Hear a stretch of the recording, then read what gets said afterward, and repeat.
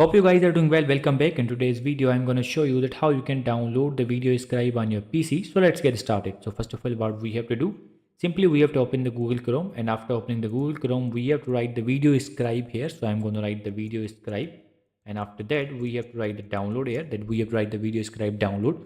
So now simply we have to click on this, and after that, as you can see, the official site will be opened there. Now simply what we have to do, we have to click on this, and after opening this link, what we have to do, as you can see, we need to click on this download for Windows, and we have to click on this, and after that the setup will be downloaded, and then simply we have to wait for a few seconds, and after that after the completion of downloading process, we will be able to install this and we can use this in our PC. So in this way you can download the VideoScribe on your PC and you can install it and you can use it. I hope you guys understand this video, that how you can do that. So see you in the next video.